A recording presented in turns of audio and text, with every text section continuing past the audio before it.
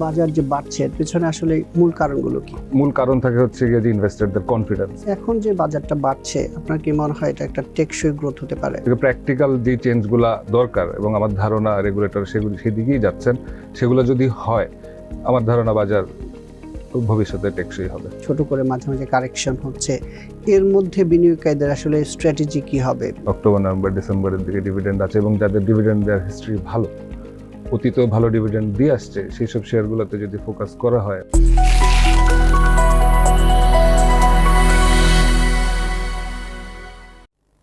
Shanta mutual fund presents TVS মার্কেটসে স্বাগত জানাচ্ছি, আমি আনিসুর রহমান। পাহাড় জয়ের মতোই জীবনের লক্ষ্যে পৌঁছাতে প্রয়োজন কনসিস্টেন্সি। প্রতি মাসে একটু একটু করে ইনভেস্টমেন্ট করুন আর লং টার্মের স্বপ্ন সত্যি করুন। প্রিয় দর্শক, জুলাই মাসের আরও একটি সপ্তাহ পার করলো দেশের পুঁজিবাজার। এই সময় আমরা দেখছি যে গত সপ্তাহ যেটা গেছে সেই সপ্তাহে কিন্তু 50-এর মতো পয়েন্ট বেড়েছে, সাথে লেনদেনও ভালোই হয়েছে। একদিন শুধু 1100 কোটির লেনদেন হয়েছে, বাকি লেনদেন কিন্তু 1200, 1300, 1400 কোটি টাকার মতো লেনদেন হয়েছে। এই যে বাজার বাড়ছে এটার মূল কারণগুলো কি কি এবং বাজার যে বৃদ্ধি এটা টেকসই হবে কিনা এই বিষয়ে আলোচনা করতে আমাদের সাথে স্টুডিওতে এসেছেন কমিউনিটি ব্যাংক ইনভেস্টমেন্ট লিমিটেডের প্রধান নির্বাহী কর্মকর্তা। আমরা আপনাকে স্বাগত জানাচ্ছি টিভিএস মার্কেটসে। ধন্যবাদ আনিস ভাই এবং ধন্যবাদ দি বিজনেস স্ট্যান্ডার্ডকে আমাকে আমন্ত্রণ জানানোর জন্য। প্রথমে একটু যদি বলেন যে এই যে বাজার যে বাড়ছে এর পেছনে আসলে মূল কারণগুলো কি? বাজার বাড়ার পিছনে মূল কারণ থাকে হচ্ছে গিয়ে যে ইনভেস্টরদের কনফিডেন্স, এবং এই কনফিডেন্সগুলো আসলে ডিরাইভ করে অনেকগুলো ফ্যাক্টরস থেকে। আপনি যদি দেখেন গত ফাইন্যান্সিয়ালে বাজার প্রায় 19%-এর মতো বাড়ছে। সো এই 19% 4,800 থেকে 5,800 একটা কিন্তু বড় র্যালি আমরা মার্কেটে গত এক বছরে দেখেছি। এর মধ্যে যে মেজর ক্যাটালিস্টগুলো ছিল বলে আমি মনে করি, একটা ভালো ইলেকশন আমরা দেখেছি, তারপর এই বাজেটে আমরা হচ্ছে গিয়ে যে কিছু কর ছাড়, পুঁজিবাজার বান্ধব কিছু কর নীতি দেখেছি, আমাদের রেগুলেটরি বডিতে আমরা দেখেছি যে নতুন নেতৃত্ব এসেছে, এবং এই সব কিছু মিলিয়ে আমরা যদি ব্যাংকিং সেক্টরে তারল্য খাত দেখি, সেখানেও আমরা দেখতে পাচ্ছি যে মার্কেট বেশ লিকুইড। এই জিনিসগুলা এবং সরকারি নীতি নির্ধারক মহল থেকে কিছু positive indication to the market, এগুলা আমাদের বিনিয়োগকারীদের, ইনস্টিটিউশন বোথ এবং হচ্ছে যে রিটেল ইনভেস্টরদের বেশ মোটিভেট করছে আসলে মার্কেটে আসার জন্য। এই যে আপনি বলছিলেন বেশ কিছু সিদ্ধান্ত মোটিভেট করেছে, আমরা এর আগেও দেখেছি যে 2020 থেকে যখন 21-এ আসলো মার্কেটে একটা বড় ধরনের বেড়েছিল, বাট টেকসই হয় নাই। এখন যে বাজারটা বাড়ছে আপনার কি মনে হয় এটা একটা টেকসই গ্রোথ হতে পারে? আমার কাছে মনে হয় যে বাজারটা একটা দীর্ঘ লম্বা সময়ের মন্দার পর বাজার একটা ভালো টেকসই বাজারের দিকে যাচ্ছে। আপনি যদি দেখেন, আপনার হচ্ছে ডিভিডেন্ড ট্যাক্সটা গভর্নমেন্ট একটা ফাইনাল ট্যাক্স করে দিয়েছে, যেটা বিনিয়োগকারীদের জন্য খুবই ভালো। যারা দীর্ঘমেয়াদী বিনিয়োগ করে তাদের যে ডিভিডেন্ড ট্যাক্সটা 15%-এ ক্যাপ করে দিয়েছে, সেটা তাদেরকে ভালো মোটিভেট করবে। এর পাশাপাশি আপনি যদি রেগুলেটরিতে 3টা নতুন আইন নিয়ে কথা হচ্ছে, একটা মার্জিন রুল আইন, একটা আইপিও, একটা মিউচুয়াল ফান্ডের যে আইনগুলো, এগুলাতে যদি বাজার বান্ধব এবং হচ্ছে প্র্যাকটিক্যাল যে চেঞ্জগুলো দরকার এবং আমার ধারণা রেগুলেটর সেগুলো সেদিকেই যাচ্ছেন, সেগুলো যদি হয় আমার ধারণা বাজার ভবিষ্যতে টেকসই হবে। এই যে ফাইনাল ট্যাক্সের কথা বলা হচ্ছে, আমরা দেখছিলাম যে অনেকেই হচ্ছে রেকর্ড ডেটের সময় ছেড়ে দেয়, আগেই ছেড়ে দেয় যে শেয়ারগুলো, যে আমি এবার হচ্ছে একটা ট্যাক্স দিলাম আবার ফাইনালি একটা দিতে হবে। জি জি, এইটার আসলে বড় বিনিয়োগকারীদের ক্ষেত্রে শুধু ইম্প্যাক্ট ফেলবে না, ছোটরা ওই জায়গা কোনো ধরনের স্টেক পাচ্ছে? মূলত বড় বিনিয়োগকারীরা যারা 30% ট্যাক্স ব্র্যাকেটে পড়েন, তারা একটা বড় কোনো শেয়ারে যদি বড় কোনো ডিভিডেন্ড নিয়ে থাকেন, দেখা যায় যে সেই ডিভিডেন্ড 15% কাটার পরেও পরে আবার তাদেরকে ফাইনাল ট্যাক্সটা দিতে হয়। সেই ক্ষেত্রে এটা বড় বিনিয়োগকারীদের পাশাপাশি ছোটরাও যারা, যাদের অনেকে হয়তো 15% আছেন, 20% ট্যাক্স ব্র্যাকেটে আছেন, কিংবা আরও নিচেতেও আছেন, তাদের জন্য আমার ধারণা এটা একটা মোটিভেটেড ফ্যাক্টর হবে। কিন্তু যারা ছোট ছিল তাদের আসলে অনেক সময় যে 15%-এর জায়গায় 10% কাটতো, 10% কাটার পরে আসলে টাকা আর দিতে হতো না, অনেকের মানে ট্যাক্স রেটের বাইরে, তাদের জন্য একটু বাড়তি হলো কিনা 5% যেটা হচ্ছে? আমার কাছে মনে হয় ট্যাক্স কখনোই বার্ডেন না। আসলে ট্যাক্স তো গভর্নমেন্ট নেয়, গভর্নমেন্ট আসলে এটা জনগণের কাজই ব্যবহার করে। প্রথমত দৃষ্টিতে এটা জিনিসটা একটু বার্ডেন মনে হলো, এটা আসলে ঘুরে আসলে সাধারণ মানুষের উপকারেই আসে আর কি বলে আমি মনে করি আর কি। একটা বিষয় আমরা দেখছি যে গত ফিনান্সিয়াল ইয়ারে বিদেশি লেনদেনের পরিমাণ বেড়েছে। সরকার ছিল দুইটা, একটা হচ্ছে ইন্টেরিয়াম গভর্নমেন্ট ছিল, আবার এই সরকার ছিল। এই যে বিনিয়োগটা মানে লেনদেন বেড়েছে, আবার অনেক গণমাধ্যমে নিউজ এসেছে নিট সেল ছিল, এইটার কি একটু বিশ্লেষণ করবেন? মানে এই লেনদেন বাড়ার পেছনে কি কারণ ছিল, সাথে বিক্রিটা কেন বাড়ছে? আমাদের মার্কেটে সবসময় টোটাল ট্রানজ্যাকশনের 3 to 5% সবসময় বিদেশি ট্রানজ্যাকশন থাকে। তো যখন আমাদের মার্কেট গত বছর অ্যাভারেজ ভলিউম 500 কোটি টাকার নিচে ছিল, সেটা বেড়ে এখন প্রায় 700 কোটি, কিংবা এখন আমরা 1500 কোটি দেখছি। তো সেই জায়গায় সেই পার্সেন্টেজ অনুযায়ী কিন্তু বিদেশিদের কন্ট্রিবিউশনটাও বাড়ছে। আমরা যেটা জানি, ফরেন ইনভেস্টাররা সাধারণত ব্লু চিপ শেয়ারগুলোতে থাকে, আর একটা দীর্ঘ সময় ধরে ব্লু চিপ শেয়ারগুলা একটা আন্ডার প্রাইসড অবস্থায় ছিল, ট্রেড কম হতো। যেহেতু সেগুলা গত 6 মাসে বেশ ভালো বাড়ছে, সেখানে তাদের একটা প্রফিট নেওয়ার একটা মানসিকতা থাকতে পারে।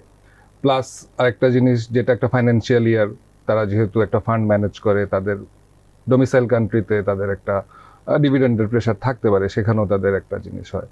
আর যেটা নেট সেলের কথা বলেন, সেখানে আপনি হয়তো জানেন যে বাংলাদেশ ব্যাংক থেকে একটা সার্কুলার হয়েছে নেট স্প্রেডের।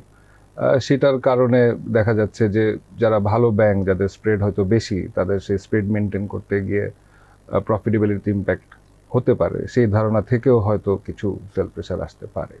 এই যে বিদেশি বিনিয়োগকারীরা, মানে বিদেশি বিনিয়োগকারীদের যেটা আমরা দেখি যে আমাদের বাজারে আসলে কন্ট্রিবিউশন খুব কম। এই সরকারের যে অর্থ পরিকল্পনা মন্ত্রী হচ্ছেন, উনি বলছেন যে বিদেশিরা অনেকেই বিনিয়োগ করতে চান, ক্যাপিটাল মার্কেট দেশে বিভিন্ন জায়গায় ইনভেস্ট করতে চান। এই যে ইনভেস্টমেন্টের জন্য যে নতুন নতুন কিছু ছাড় দেওয়া হয়েছে এবং বিদেশিরা বিনিয়োগ করলে টাকা ফেরত নিয়ে যাওয়ার যে প্রসেসটা ইজি করা হয়েছে, এইটা থেকে আকর্ষণ বোধ করবে বিদেশিরা? অবশ্যই এটা একটা পজিটিভ থিং।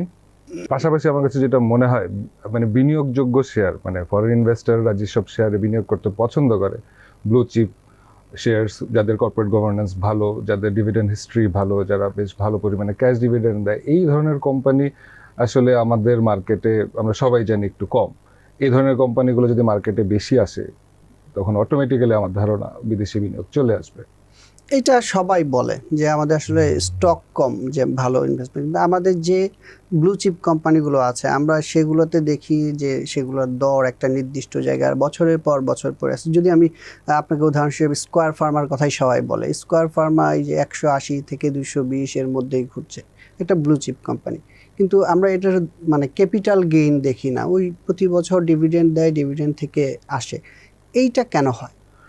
আসলে এটা আমি যদি যেভাবে দেখি, আমাদের আসলে মার্কেট তো রিটেল ইনভেস্টর ডমিনেটেড। আপনি যদি একটা ডেটা দেখেন, 10 লাখ টাকার কম ইনভেস্টর আছে প্রায় 36% অ্যাকর্ডিং টু দ্য ডেটা।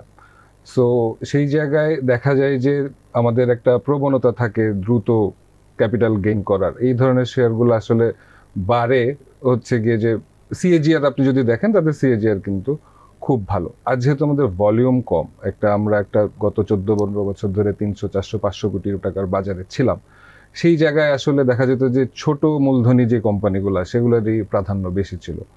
আমি সামনে যেটা দেখতে পাচ্ছি যে বাজারে যে হারে ভলিউম বাড়তেছে, এখন গত 1 মাস ধরে আমরা দেখতে পাচ্ছি 1200, 1300, 1500 কোটি টাকা হচ্ছে। এটা যদি যখন আরো বেড়ে যাবে, তখন দেখা যাবে যে এই ধরনের ব্লু চিপ স্টকগুলোতেও আপনি ভালো একটা ক্যাপিটাল গেইনের সুযোগ তৈরি হবে। এই যে আপনি বলছিলেন যে মানে বাজারের ভলিউম 1200, 1300, 1500 কোটি, আমরা এর আগের যে অভিজ্ঞতাগুলো যত 4-5 বছরে দেখেছি, যখন ভলিউম 2000 বা 1500 কোটি টাকার উপরে যায়, তখন হঠাৎ করে একটা সেল প্রেশার আসে, বাজারটা নিচে চলে যায়। এইবার কি এরকম কোনো সংখ্যা দেখছেন? আমার কাছে এরকম সংখ্যা আমি দেখছি না। কারণ হচ্ছে গিয়ে যে এবারের যেই বাজারের যে পরিবর্তনটা, এটা আসলে একটা ক্যাটেগরিক্যালি পরিবর্তন হয়েছে। সেখানে আপনি আগেও যেটা আমরা শুরুতে যেটা বলেছি, যে সরকার আমার কাছে মনে হচ্ছে যে এবার পুঁজিবাজার বান্ধব, এবং রেগুলেটরসরাও চাচ্ছেন যে বাজার বোথ ডিমান্ড সাইড এবং সাপ্লাই সাইড একই সাথে গ্রো করুক। এই দুইটা যখন ভালোভাবে গ্রো করবে, তাহলে হঠাৎ যে পতন, সেই জিনিসটা হবে না।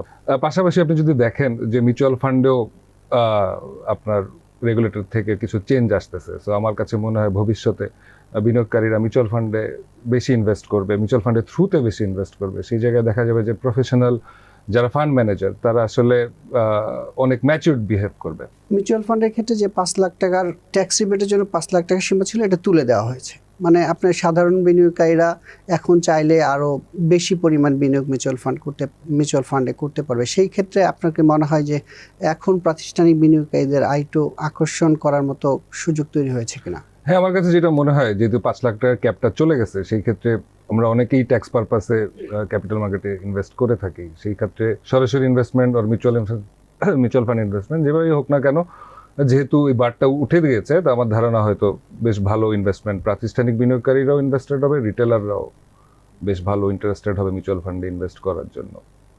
আরেকটা জিনিস আপনি হয়তো দেখেছেন যে বাজেটে বলা হয়েছে যে শেয়ার বাজার যে লেনদেন হয় তাতে T0-তে নিয়ে আসার প্রপোজাল দিয়েছে অর্থমন্ত্রী, কিন্তু বাজারে যারা সংশ্লিষ্ট তারা বলছেন T1 নিয়ে আসা পসিবল এই সময়ের মধ্যে।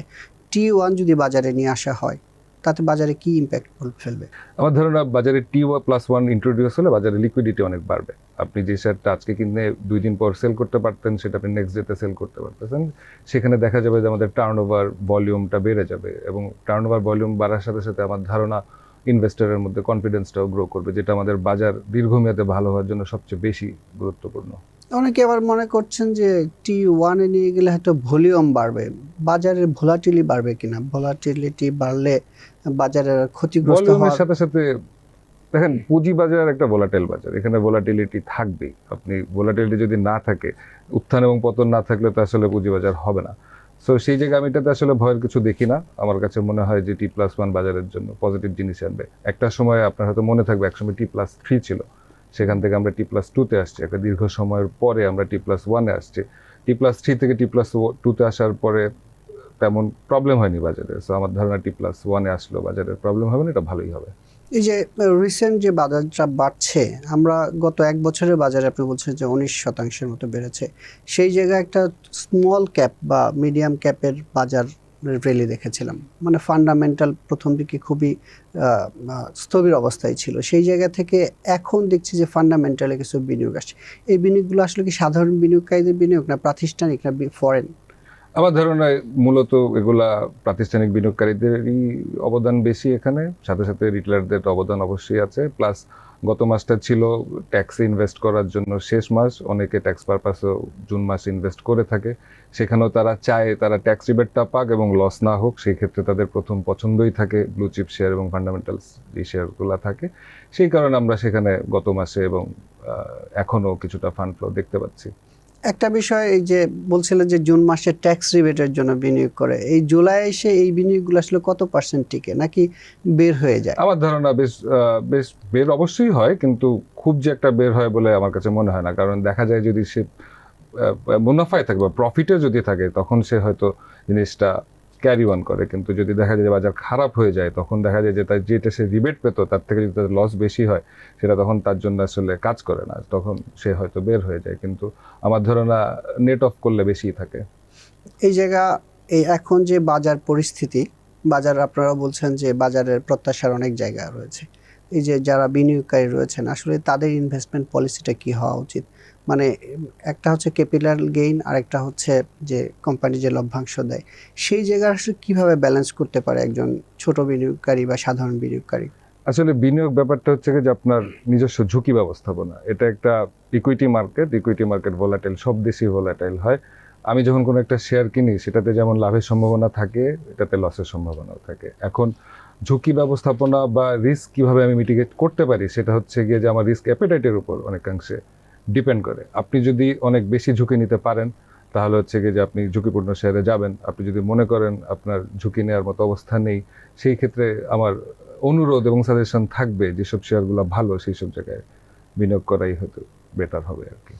এই যে আপনি বলছেন বিনিয়োগ করার যার যার ইচ্ছা অনুযায়ী আসলে যার যার ঝুঁকি নেওয়ার সুযোগ, সেই জায়গা থেকে আমি যদি এখন বলি যে কেউ যদি একটু বিনিয়োগ করে, নতুন করে বিনিয়োগ শুরু করে, এই মার্কেটে একটু মার্কেট আপ হয়ে গেছে, ইয়ার হিসেবে 20%, যদি মান্থ হিসেবে জুলাই ধরি সেটাও 8%, এই সময় আপনার কি মনে হয় যে মার্কেটের এখন যে ছোট করে মাঝে মাঝে কারেকশন হচ্ছে, এর মধ্যে বিনিয়োগকারীদের আসলে স্ট্র্যাটেজি কি হবে? মানে নতুন করে বিনিয়োগ করার আগে আরেকটু চিন্তা ভাবনা করার সুযোগ রয়েছে কিনা?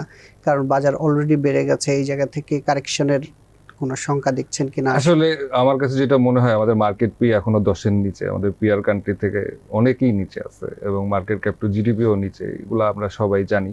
সো আমাদের বাজার বাড়ার অনেক সুযোগ আছে। এখন রাইট নাও যদি কেউ চিন্তা করে থাকে আজকে আমি বিনিয়োগ করব, সেই ক্ষেত্রে আমার পরামর্শ থাকবে যে যেসব শেয়ারগুলা আপনার সামনে ডিভিডেন্ড আছে, যেসব শেয়ারগুলা যে ধরেন জুন ক্লোজিং কোম্পানিগুলা যাদের অক্টোবর নভেম্বর ডিসেম্বরের দিকে ডিভিডেন্ড আছে এবং যাদের ডিভিডেন্ড দেওয়ার হিস্ট্রি ভালো, অতীতেও ভালো ডিভিডেন্ড দিয়ে আসছে, সেই সব শেয়ারগুলোতে যদি ফোকাস করা হয় আমার ধারণা লসের মাত্রাটা কম থাকবে। এই যে ডিএসসি একটা তালিকা দিয়েছে যে এরা বন্ধ কোম্পানি, এরা ঝুঁকির মধ্যে আছে।